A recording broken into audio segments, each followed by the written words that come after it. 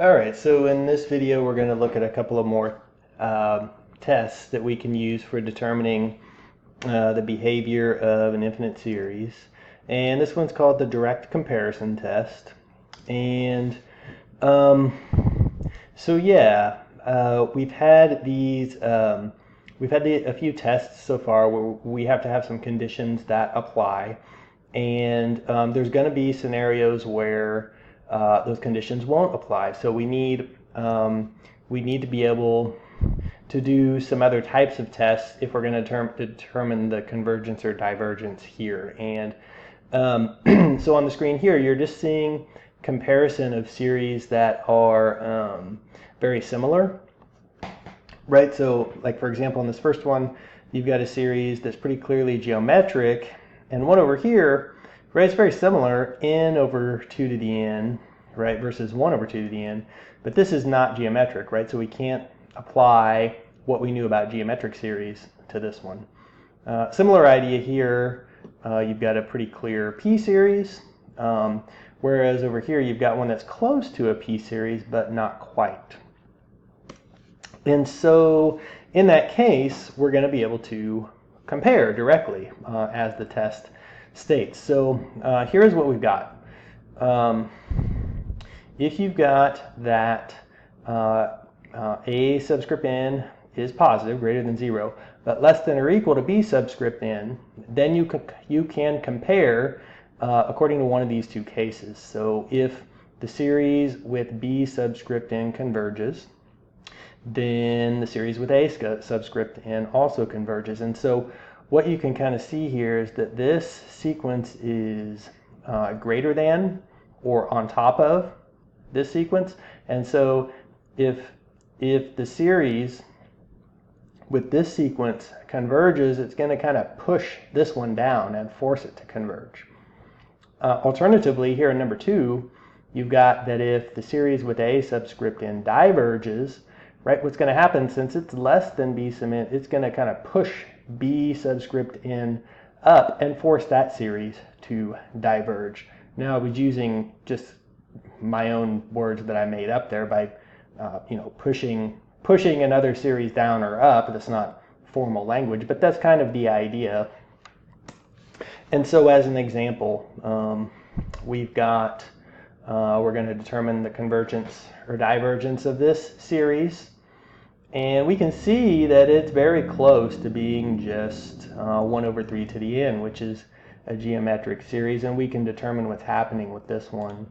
And since, right, if we just compare the nth terms here, this guy to this guy, since 1 over 2 to the 3 plus n, this denominator is larger, which makes the overall term smaller.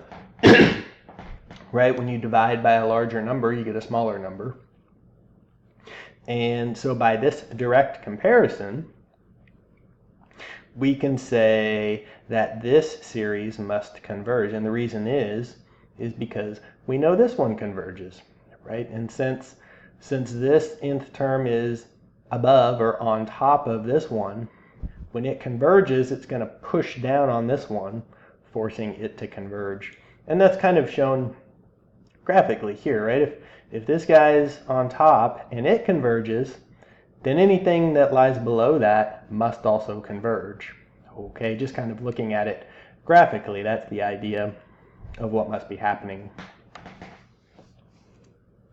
Okay, and then a similar idea is called the limit comparison test. So yeah, you may not always be able to use that direct comparison test, and that might happen if things get kind of messy. And so if you can't use the direct comparison, there's a test called the limit comparison test. And what you do, as you can see in the theorem down here, is you take the quotient of a subscript n over b subscript n. And if you get a limit as n goes to infinity, right, if you get a limit L that's finite and positive, then these series must do the same thing. Either they converge or diverge.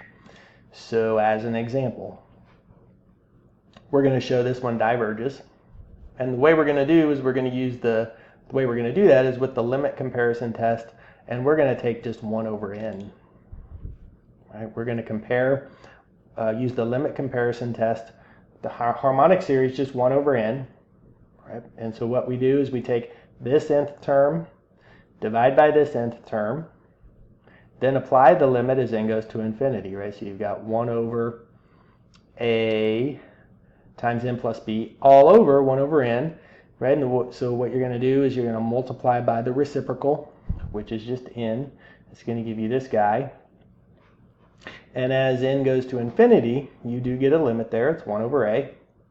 And so both of these series must do the same thing. Since this guy diverges, that means this guy must also diverge.